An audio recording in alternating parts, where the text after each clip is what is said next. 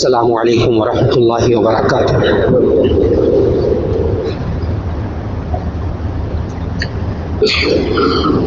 نحمده ونصلي على رسوله الكريم، اما بعد فاعوذ باللہ من الشیطان الرجیم، بسم اللہ الرحمن الرحیم۔ من عمل صالحا من ذکر او انثى وهو مؤمن فلنحيينه حیاة طیبہ وَلَنَجْزِيَنَّهُمْ أَجْرَهُمْ بِأَحْسَنِ مَا كَانُوا يَعْمَلُونَ۔ صدق اللہ العظیم۔ اللہ رب العزت کا خاص فضل و کرم ہے کہ اس نے یہ بابرکت لمحات رمضان المبارک کے عطا فرمائے، آخری عشرہ عطا فرمایا، اور آخری عشرے کی یہ بابرکت جمعے کے لمحات عطا فرمائے۔ اللہ رب العزت ان لمحات کی قدر کرنے کی توفیق عطا فرمائے۔ نبی صلی اللہ علیہ وسلم نے جس طرح ان لمحات کی قدر کرنے کی تلقین فرمائی، اللہ تعالی ہمیں ایک ایک ادب پر عمل کرنے کی توفیق عطا فرمائے کہ نبی صلی اللہ علیہ وسلم نے ہمیں سمجھایا کہ کس طرح یہ رمضان کا آخری عشرہ جہنم کی آگ سے آزادی کا عشرہ ہے، اور پھر اس کے بعد جب یہ عید کی رات آئے گی تو کس طرح اللہ رب العزت اس انسان کو اس کے اعمال کا بدلہ سنانے کی، کہ اس کو یہ جزا ملے گی اور یہ اس کو ثواب ملے گا۔ اللہ رب العزت فرشتوں میں اس کا ذکر کرتا ہے کہ وہ رات آئے گی لیلۃ الجائزہ، انعام والی رات۔ یہ اللہ رب العزت انسان کو جو نیک اعمال کی توفیق دیتے ہیں، انسان دعائیں مانگتا ہے کہ اے اللہ مجھے روزے رکھنے کی توفیق عطا فرما، مجھے نماز پڑھنے کی توفیق عطا فرما، مجھے قرآن حکیم کی تلاوت کی توفیق عطا فرما۔ ہم دعا مانگتے ہیں، یہ توفیق کیا چیز ہوتی ہے؟ توفیق یہ ہوتی ہے، دعا مانگتے ہیں لفظ اے اللہ میں توفیق عطا فرما۔ توفیق کہتے ہیں توجیہ الاسباب نحو الخیر، کہ اللہ تعالیٰ کسی نیک کام کی طرف اسباب کو متوجہ کر دے اور انسان اس نیک کام کو کر لے، تو اس کو کہتے ہیں توفیق۔ یہ اسباب اللہ مہیا کرتا ہے، یہ اللہ اسباب متوجہ کرتا ہے، حالات ایسے بناتا ہے، اس انسان کے دل میں ڈالتا ہے وہ بات، اس انسان کو دوسرے انسان مہیا کرتا ہے جو اس کی رہنمائی کرتے ہیں۔ گھر میں ماں باپ ہوتے ہیں، معاشرے میں افراد ہوتے ہیں، اساتذہ ہوتے ہیں، اور دوسرے خیر خواہ ہوتے ہیں جو انسان کے دل میں اچھی بات ڈالتے ہیں، انسان اس پر عمل کر لیتا ہے۔ یہ توفیق ہوتی ہے کہ اللہ تعالیٰ اسباب کو ایسا متوجہ کر دے کہ جس سے انسان وہ نیک کام کر لے۔ اور اگر اللہ اسباب کو متوجہ کرے اور پھر بندہ نیکی کے راستے پر نہ آئے تو اللہ ناراض ہوتا ہے۔ اب اللہ ناراض ہوتا ہے کہ میں نے اس بندے کے لیے حالات بھی بنائے، میں نے اس بندے کے لیے ماحول بھی بنایا، لیکن یہ بندہ مجھ سے وہ اجر و ثواب نہ لے سکا جو میں نے اپنے نبی کے ذریعے اس امتی کو بتایا تھا۔ آج وقت کی ضرورت ہے کہ یہ انسان اس بات کو سمجھے کہ اللہ تعالیٰ نے ہمارے لیے توفیق کے یعنی اسباب کو متوجہ کرنے کے کتنے راستے بتائے، کتنا ماحول عطا فرمایا، رمضان کا مہینہ عطا فرمایا، مغفرت کا عشرہ عطا فرمایا، یہ مسجد کا ماحول عطا فرمایا، جمعے کی نماز پڑھنے کی اللہ نے توفیق عطا فرمائی، روزہ رکھنے کی اللہ نے توفیق عطا فرمائی۔ یہ انسان جب اللہ نے یہ سارے اسباب متوجہ کر دیے، اب انسان کو اللہ کی رحمت سے محروم نہیں ہونا چاہیے۔ پھر یہ اس انسان کی زندگی پر اس کے نیک اعمال کے اثرات اس کی زندگی میں ظاہر ہو جاتے ہیں اور اس کی زندگی اس کے مطابق بن جاتی ہے۔ اللہ تعالیٰ نے قرآن مجید کی ایک آیت جو کہ آپ نے رمضان میں بار بار سنی، یا ایھا الذین آمنوا کتب علیکم الصیام کما کتب علی الذین من قبلکم لعلکم تتقون، اے ایمان والو تم پر روزے فرض کیے گئے جیسے کہ تم سے پہلے لوگوں پر روزے فرض کیے گئے تھے، لعلکم تتقون تاکہ تم متقی بن جاؤ۔ اب اللہ نے اسباب متوجہ کیے، یہ مہینہ بھی متوجہ کیا، یہ حالات بھی متوجہ کیے تاکہ یہ انسان متقی بن جائے۔ اس کو روزے کا حکم دیا کہ یہ روزہ رکھے، ماں باپ نے گھر میں سحری کا انتظام کیا، کھانے کا انتظام کیا، یہ سارے انتظامات اللہ کی توفیق ہیں۔ اللہ کیا چاہتا تھا اس روزے کے ذریعے؟ کیا چاہتا تھا؟ کیا انسان کو وہ مقصد مل گیا یا نہیں ملا؟ یہ آج سوچنے کی بات ہے۔ توفیق اللہ نے دی، اسباب متوجہ کیے، حالات اللہ نے دیے، طریقہ اللہ نے بتا دیا۔ کیا انسان کو روزے کے مقصد کو اس نے پا لیا، یہ حاصل کر لیا؟ آج کی نشست میں صرف یہ عرض کرنا مقصود ہے۔ اللہ تعالیٰ نے قرآن مجید میں جہاں روزوں کو فرض کیا ہے، یہ روزوں کو فرض کرنے والی آیت ہے، یہ والی اس آیت کے نازل ہونے کے بعد بندوں پر روزے فرض ہوئے۔ اے ایمان والو، تم پر روزے فرض کیے گئے جیسے تم سے پہلے لوگوں پر روزے فرض تھے، لعلکم تتقون، تاکہ تم پرہیزگار ہو جاؤ، متقی ہو جاؤ۔ ایک مقصد اللہ تعالیٰ نے یہ بتایا۔ کیا یہ انسان متقی بنا؟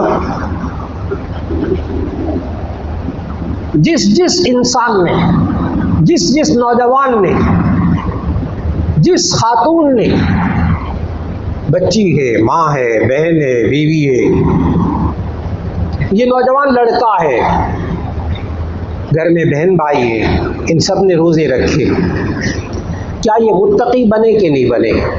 اللہ چاہتا تھا لعلکم تتقون، تاکہ تم پرہیزگار ہو جاؤ، متقی ہو جاؤ۔ سوال یہ ہے، روزے سے تقویٰ ملا کہ نہیں ملا؟ جو اللہ دینا چاہتا تھا، جو اللہ بنانا چاہتا تھا، وہ بنا یہ انسان کے نہیں بنا؟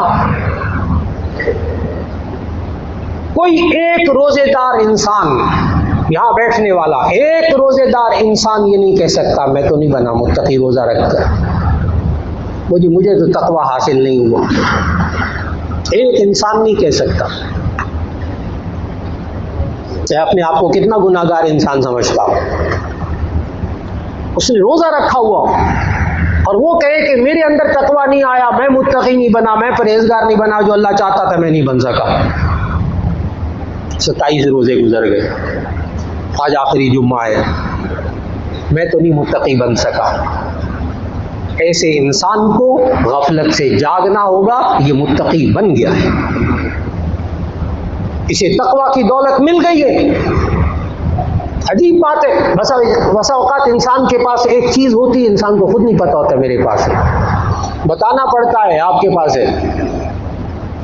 زندگی میں بھی کئی بار ایسا ہوتا ہے، انسان کے پاس کوئی چیز ہوتی ہے، انسان کے پاس کوئی صلاحیت ہوتی ہے، اس صلاحیت کو ظاہر کرنا پڑتا ہے، جی آپ کے پاس یہ صلاحیت ہے، تو وہ انسان معاشرے کے اندر پھر ابھر کر سامنے آتا ہے، کہتا ہے اچھا میرے اندر یہ صلاحیت ہے۔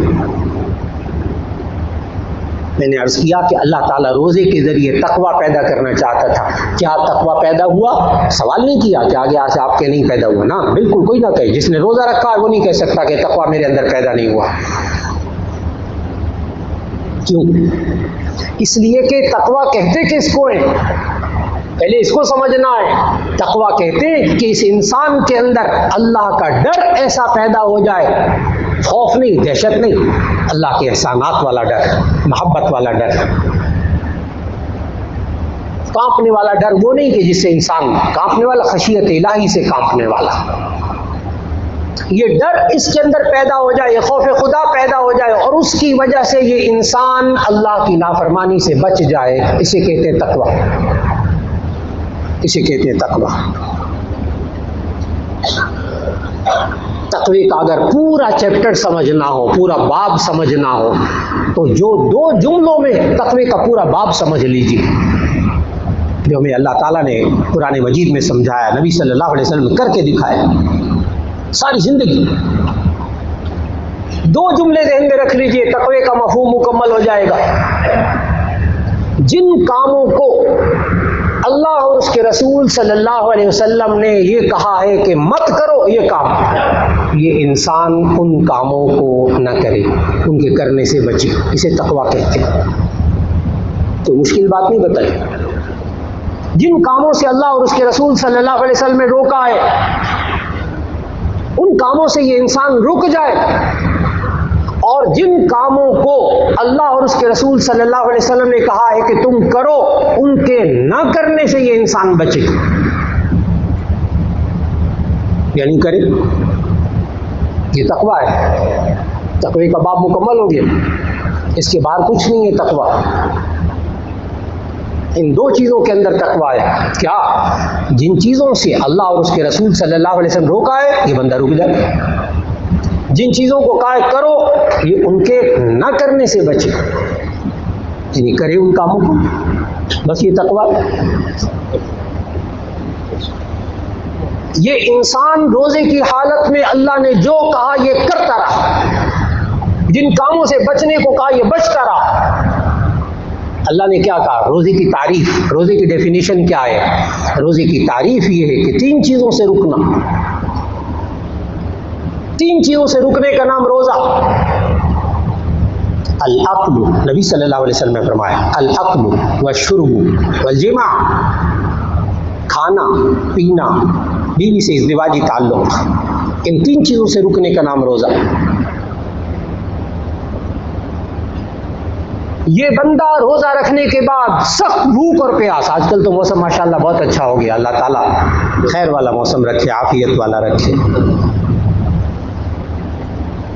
اب تو ٹھنڈا موسم ہو گیا، شروع کے روزے، جتنے روزے دار آپ سب حضرات تشریف فرمائے، ایک ایک گواہ ہے اس بات کا کہ شروع کے روزے بڑے مشکل، سخت گرمی، پیاس، بھوک، سخت گرمی میں 2 بجے 3 بجے آپ کو پیاس لگ رہی تھی، اس روزے دار کو پیاس لگ رہی تھی، بند کمرے میں اس کے پاس پانی بھی موجود تھا، فریج بھی موجود تھا، ٹھنڈا پانی موجود تھا۔ مجھے جملہ بولنے دیجیے کہ بند کمرے کے اندر ٹھنڈا پانی موجود تھا اور کوئی نہیں دیکھ رہا تھا، میں نے یہ جملہ بولنے کی اجازت مانگی، کوئی نہیں دیکھ رہا تھا، اس نے کیوں نہیں پانی پیا؟ پیاس کی حالت میں ٹھنڈا پانی کیوں نہیں پیا؟ کس چیز نے روکا تھا اس کو بند کمرے کے اندر اس ٹھنڈے پانی کے پینے سے؟ میں پھر عرض کروں گا، کوئی نہیں دیکھ رہا تھا۔ ہاں، یہ روزے دار خود کہے گا کوئی دیکھ رہا تھا، یہ روزے دار خود کہے گا کوئی دیکھ رہا تھا۔ کیوں نہیں پیا اس نے بند کمرے کے اندر پانی؟ اس لیے کہ جب وہ باہر نکلے، وہ معاشرے کا نوجوان، میں نوجوان کی بات اس لیے کر رہا ہوں کہ اس کے اندر ساری قوتیں گناہ کی، خواہشات نفس عروج پہ ہے، قوت فکریہ عروج پہ ہے، قوت غضبیہ عروج پہ ہے، قوت شاویہ عروج پہ ہے۔ یہ نوجوان بے بس اپنے آپ کو محسوس کرتا ہے کبھی کبھی، میں نہیں گناہ سے بچ سکتا، معاشرے کے اندر بے بس ہوں۔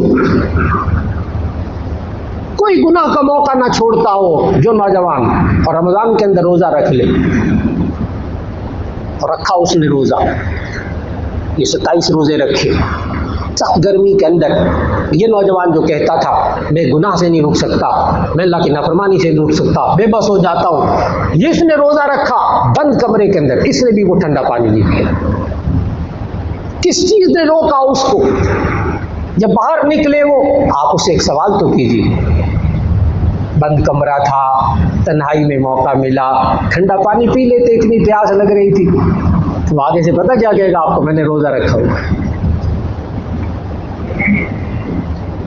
وہ کہے گا آج میں نے روزہ رکھا ہوا ہے، کیا کہ اللہ سے وعدہ کیا ہے، اللہ صبح ساری بند ہونے سے لے کر غروب آفتاب تک کھاؤں گا نہیں پیوں گا نہیں، بس اتنی سی بات تھی، نہ کوئی بندوق لے کے کھڑا تھا کہ پیو گے تو مار دیں گے، کچھ نہیں تھا، کچھ بھی نہیں تھا، بند کمرہ تھا اور یہ بندہ تھا، ٹھنڈا پانی تھا، نہیں پیا، نہیں پیا۔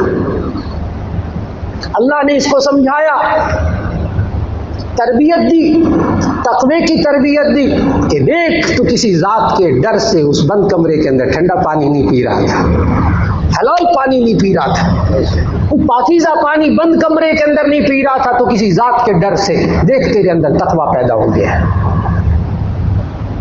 کوئی روزے دار اٹھ کر اب کہہ دے کہ میرے اندر تقوی پیدا نہیں ہوا، اللہ نے تو پیدا کر کے دکھا دیا جناب، اب یہ بندہ نہیں کہہ سکے گا باقی 11 مہینے میں کہ جناب میرے اندر ایمانی قوت ہی نہیں ہے جی، بس میں تو بڑا کمزور ہوں، بس یہ گناہ ہوتے وہاں گناہ کرو چلو کوئی نہیں بس۔ وہ تو اللہ کے نیک بندے ہوتے ہیں، اللہ کے ولی ہوتے ہیں، وہ صحابہ ہوتے تھے، انبیاء ہوتے تھے جو گناہوں سے بچتے تھے، ہم تو جی گناہ گار بندے ہیں۔ اللہ کے بندے، اس انسان کے اندر روزے کے ذریعے اللہ نے چیز پیدا کر دی ہے۔ اب یہ انسان نہیں کہے گا مجھے روزے سے تقویٰ نہیں ملا، میں روزے کے اندر متقی نہیں بنا۔ اللہ نے بنا کے دکھایا، اس نے روزہ کھولنے سے پہلے نہیں کھجور منہ میں ڈالی، اس نے روزہ کھولنے سے پہلے نہیں سموسہ کھایا۔ ہاں وہ جو افطار پارٹیوں میں سموسے پہلے سے کھاتے ہیں، سیدھی سی بات ہے وہ روزے دار نہیں ہوتے۔ افطار پارٹیوں میں بھی آپ نے تماشے دیکھ لیے ہوں گے، کبھی سائرن بھی نہیں ہوتا، اذان بھی نہیں ہوتی، پلیٹیں بھری بھی ہوتی ہیں اور کچھ آدھا کھانا بوفا خالی بھی ہو چکا ہوتا ہے، وہ روزے دار نہیں ہوتا۔ سیدھی سیدھی بات ہے، ایک بندہ گوا دے گا، وہ روزے دار نہیں ہوتا۔ جو روزے دار ہوتے ہیں وہ تو سخت پیاس کے اندر ٹھنڈے پانی کو ہاتھ نہیں لگاتا، یہ سموسہ کہاں کھائے گا؟ یہ تو افطار کے بعد کھائے گا، جب اللہ کہے گا کھا لو، یہ کہے گا ٹھیک ہے کھاؤ۔ یاد رکھ لیجیے گا، یہ بھوکا رہنا یہ بھی عبادت نہیں ہے، یہ پیاسا رہنا یہ بھی عبادت نہیں ہے۔ بہت اچھی طرح یاد رکھ لیجیے گا کہ یہ نمازیں پڑھنا، یہ جو شکل و صورت ہے، اٹھنا بیٹھنا رکوع سجدہ، یہ عبادت نہیں ہے۔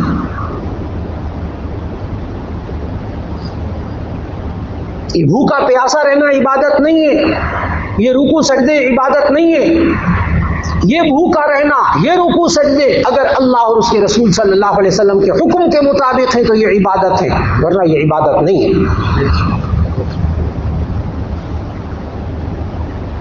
اگر اللہ کے کھاؤ، اس دن کھانا عبادت، اس دن بندہ صوفی بن جائے میں نے روزہ رکھنا ہے، حرام کام کرنے کا گناہ ہوگا اس کو۔ جیسے عید کا دن، نبی صلی اللہ علیہ وسلم نے عید کے دنوں کے بارے میں فرمایا لا تصوموا فی هذه الايام، تم عید کے دنوں میں روزہ مت رکھو، فانها ایام ضیافت اللہ، یہ اللہ کی ضیافت کے دن ہے، آج اللہ کہتا ہے تم کھاؤ، یہ بندہ کہتا ہے نہیں میں روزہ رکھوں گا، مجھے بڑا اچھا لگتا ہے روزہ رکھنا، مکروہ تحریمی کام کرنے کا گناہ ہوگا عید کے دن روزہ رکھنا۔ کیوں؟ اب بندہ کہ میں نے تو روزہ رکھا ہوا ہے، جی آپ بھوکے پیاسے ہیں، یہ روزہ اللہ کے حکم کے مطابق نہیں۔ روزہ وہ ہوتا ہے اگر آپ نے اپنے کھانے کو چھوڑا، اپنے پینے کو چھوڑا اللہ کے حکم کے مطابق، تو یہ عبادت ہے۔ اور عید کے دن کھانا عبادت ہے، عید کے دن روزہ رکھنا حرام ہے، عید کے دن روزہ رکھنا گناہ ہے۔ اب آپ کو جی مولانا یہ آپ کیسے کہتے ہیں، سارا رمضان کو سمجھاتے رہے کہ ہمیں روزہ رکھنے سے اتنا ثواب ملتا ہے، اب ہم عید کے دن بھی روزہ رکھ رہے ہیں، آپ کہتے ہیں گناہ کر رہے ہیں۔ جی یہ اللہ اور اس کے رسول صلی اللہ علیہ وسلم کے حکم کے مطابق نہیں ہے، وہ کہتے ہیں آج کے دن کھاؤ، اب کھانا عبادت ہے۔ میں نے عرض کیا کہ نماز کی یہ شکل و صورت یہ عبادت نہیں ہے، یہ تب عبادت ہے جب کہ اللہ اور اس کے رسول صلی اللہ علیہ وسلم کے حکم کے مطابق ہو۔ یہ انسان اس کو 3 اوقات میں نماز پڑھنے سے اللہ کے رسول صلی اللہ علیہ وسلم نے منع کیا ہے۔ 3 اوقات، ہر روز دن کے اندر 3 اوقات، عند الطلوع وعند الغروب وعند الاستواء، سورج کے طلوع ہوتے وقت، سورج کے غروب ہوتے وقت، اور جب بالکل سورج سر پہ ہو، ان 3 اوقات میں سجدہ کرنا حرام۔ یہ بندہ بڑے خوشو خضو سے جناب عین سورج نکل رہا ہو اور یہ فجر کی نماز پڑھ رہا ہو، عین سورج کے غروب ہونے کے وقت یہ نماز پڑھ رہا ہو، آپ منع کریں گے اس کو، یہ گناہ کا کام ہے، اس وقت سجدہ کرنا حرام ہے۔ وہ کہے گا میں نماز پڑھ رہا ہوں، ایسے حرام ہو گیا؟ آپ اس کو سمجھائیں گے اس وقت میں نماز پڑھنے سے اللہ اور اس کے رسول صلی اللہ علیہ وسلم نے منع کیا ہے۔ میرے عزیزان محترم، یہ نماز تب عبادت بنے گی جب اللہ کے حکم کے مطابق ہوگی، یہ کھانا تب عبادت بنے گا جب اللہ کے حکم کے مطابق ہوگا، یہ بھوکا پیاسا رہنا تب عبادت ہوگا جب اللہ کے حکم کے مطابق ہوگا۔ اور اگر انسان اپنی مرضی سے عید کے دن بھی اگر بھوکا رہنے کی کوشش کرے گا اور روزہ رکھنے کی نیت کرے گا، اس کا روزہ ہو گئی، لاکھ نیت کر لے۔ اب بات سمجھنے کی کہ تقویٰ کس کو کہتے ہیں وہ سمجھ میں آیا۔ اللہ کے حکم کے مطابق اپنی زندگی کو گزارنا، جہاں کہا کہ اس کو چھوڑ دو وہاں چھوڑ دیا، جہاں چاہا کہ اب اس کو کھا لو وہاں کھانا عبادت ہے۔ جہاں کا آپ نماز پڑھو وہاں نماز پڑھنا عبادت ہے، جہاں کا آپ بالکل سجدہ نہیں کرنا اس وقت میں وہاں سجدہ نہ کرنا عبادت ہے۔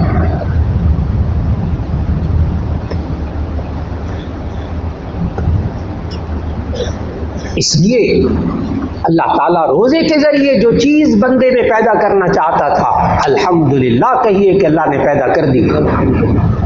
اللہ نے تقویٰ کی دولت دی ہے، اللہ نے پرہیزگاری کی دولت دی ہے، اللہ نے وہ کیفیت عطا فرما دی ہے کہ جس کیفیت میں انسان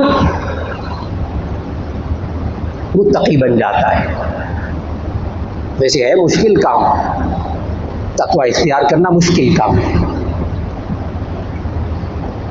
لیکن اللہ تعالیٰ نے اس تقوی کی تربیت دی ہے۔ کیسے؟ شروع کے روزے ذرا مشکل تھے، کھانے کو بھی دل کرتا تھا، پینے کو بھی دل کرتا تھا۔ شروع کے روزے اچھے خاصے مشکل، کیونکہ 11 مہینے سے کھانے کی عادت پڑی ہوئی تھی، 11 مہینے سے کھانے کی عادت پڑی ہوئی تھی، اس لیے کھانا پینا چھوڑنا مشکل تھا۔ اب آج کل الحمدللہ 26-27 روزے رکھ کے نا اب یہ روزے آسان ہیں، اب نہ کھانے کی عادت پڑ گئی، اب نہ کھانے کی عادت پڑ گئی، اب روزے آسان ہیں۔ عجیب بات عرض کرنے لگا ہوں، عید کا دن آ رہا ہے، خیر سے آئے، عید کا دن آئے گا، کھانا مشکل ہو جائے گا، عید کا دن صبح کا اول وقت بڑا مشکل گزرے گا، کھانے پینے کی چیزیں سامنے آئیں گی، ایک دم دل میں آئے گا، ذہن میں آئے گا روزہ، پھر ایک دم خوش ہو جائے گا، نہیں آج تو عید کا دن ہے کھاؤں گا۔ کئی بار ہوگا، کیونکہ اب نہ کھانے کی عادت پڑ گئی۔ پتہ ہے اللہ نے تقوی کی تربیت کس طرح کی ہے؟ اے انسان، اگر تجھے گناہ نہ کرنے کی عادت پڑ جائے تو تیرے لیے گناہ کرنا مشکل ہو جائے۔ اے انسان، میں نے تجھے روزے میں سکھایا ہے، میں نے روزے کے اندر تیرے اوپر پریکٹیکل کر کے دکھایا، صرف تھیوری نہیں، یہ روزے میں پریکٹیکل ہوا ہے، ایک ایک روزے دار کے ساتھ اللہ نے پریکٹیکل کیا ہے۔ یہ ہے تزکیہ نفس کی تربیت، یہ ہے تزکیہ نفس کی تربیت، نفس کو پاکیزہ بنانے کی تربیت ایک ایک روزے دار کو اللہ نے دی ہے۔ یہ انسان، اس کو گناہ نہ کرنے کی عادت پڑ جائے تو گناہ کرنا مشکل ہو جائے، اور اگر اس انسان کو نیک کام کرنے کی عادت پڑ جائے تو اس کو نیک کام چھوڑنا مشکل ہو جائے۔ یہ ہے جو اللہ نے ہمیں روزے کے ذریعے عطا کی ہے دولت۔ کیا ہر روزہ رکھنے والے کو دل کی یہ کیفیت نصیب ہو گئی ہے؟ تو اس کا جواب ہے کہ جی ہاں، تبھی تو رکا تھا یہ، تبھی تو اس کے اندر یہ کیفیت پیدا ہوئی۔ اللہ تعالیٰ اس تقوی کی تربیت جو روزے کے اندر اللہ نے عطا فرمائی ہے کہ اللہ نے انسان کو سمجھایا، اے انسان دیکھ، یہ کھانا پینا اس کے بغیر تو زندہ نہیں رہ سکتا، جن چیزوں کے بغیر تو زندہ نہیں رہ سکتا ان کو تو قوت ایمانی کے ساتھ روزے کے اندر چھوڑ سکتا ہے۔ یہ کھانا پینا اس کے بغیر تو بندہ مر ہی جاتا ہے نا۔ اے انسان، یہ ضروریات زندگی ہے، ان کے بغیر تو زندہ نہیں رہ سکتا، لیکن تو نے میرے حکم کے مطابق جس چیز کے بغیر انسان زندہ نہیں رہ سکتا اس کو تو نے چھوڑ دیا پورے رمضان میں۔ اے بندے، یہ گناہ تیری ضروریات نہیں ہیں، ان کو تو چھوڑ دے۔ جب ضروریات زندگی کو چھوڑ سکتا ہے اللہ کے حکم کے مطابق، جن چیزوں کے بغیر انسان زندہ نہیں رہ سکتا، اگر یہ انسان اس کے بغیر یہ رمضان گزار سکتا ہے، روزہ گزار سکتا ہے، تو اے انسان، یہ گناہ تیری ضروریات نہیں ہے، گناہ کے بغیر بھی زندگی گزار سکتا ہے۔ اے انسان، تو گناہ کے بغیر زندگی گزار لے تو اللہ کا بندہ بن جائے گا، اللہ کا مقرب بن جائے گا۔ پھر ہوگا کیا؟ عید کے دن خطیب صاحب جب خطبہ پڑھیں گے اس میں آپ کو ایک حدیث سنائیں گے کہ جب یہ سارے لوگ عید کی نماز پڑھ کر باہر نکلیں گے تو اللہ تعالیٰ تمام فرشتوں کو کہے گا کہ میں نے ان تمام روزے داروں کو، نماز ادا کرنے والوں کو، ان کو بخش دیا، یہ گھروں میں اس طرح لوٹیں گے کہ گویا کہ ان کے ذمہ گناہ ہے ہی نہیں۔ اللہ کرے عید کا دن ایسے گزرے، بشرطے کہ وہ عید کا دن سنت کے مطابق گزارا ہو، صبح صبح غسل کیا ہو، اچھے اپنے کپڑے پہنے ہوں، کھلے میدان کے اندر عید کی نماز ادا کرنے کے لیے تشریف لے جائیں۔ الحمدللہ، اللہ جزائے خیر دے ان ماڈل ٹاؤن کے ذمہ داران کو کہ اللہ رب العزت نے ان کو توفیق عطا فرمائی کہ سنت کے مطابق سینٹرل پارک میں سب لوگ عید کی نماز پڑھتے ہیں. انشاءاللہ 7:30 بجے انشاءاللہ عید کی نماز ادا کی جائے گی. یہ انسان صبح صبح نہائے سنت، مسواک کرے سنت، خوشبو لگائے سنت، اچھے کپڑے پہنے، عید کی نماز کے لیے جانے سے پہلے کوئی میٹھی چیز کھانا سنت، اور پھر راستے میں تکبیر کہتے ہوئے جانا آہستہ آواز سے سنت. اللہ اکبر لا الہ الا اللہ واللہ اکبر اللہ اکبر وللہ الحمد. یہ انسان آہستہ آواز سے تکبیر کہتے ہوئے جائے. عید کی نماز نبی صلی اللہ علیہ وسلم عید الفطر کی نماز ذرا تاخیر سے پڑھتے تھے، سورج نکلنے کے 1-1.5 گھنٹے کے بعد پڑھتے تھے. عید الاضحیٰ کی نماز نبی صلی اللہ علیہ وسلم جلدی پڑھتے تھے. الحمدللہ یہاں اس سنت پر بھی عمل ہو رہا ہے کہ عید الفطر کی نماز انشاءاللہ سورج نکلنے کے 1-1.5 گھنٹے کے بعد ادا کی جا رہی ہے. اس سنت پر بھی عمل ہو رہا ہے. اللہ رب العزت ہمیں سنت کے مطابق عید بھی گزارنے کی توفیق عطا فرمائے، اور جو تقویٰ کی تربیت اللہ نے عطا فرمائی ہے ساری زندگی اللہ اس کو جاری رکھنے کی توفیق عطا فرمائے. یہ دعاؤں کے لمحات ہیں، اللہ تعالیٰ سب کی دعاؤں کو قبول فرما لے. وآخر دعوانا ان الحمد للہ رب العالمین.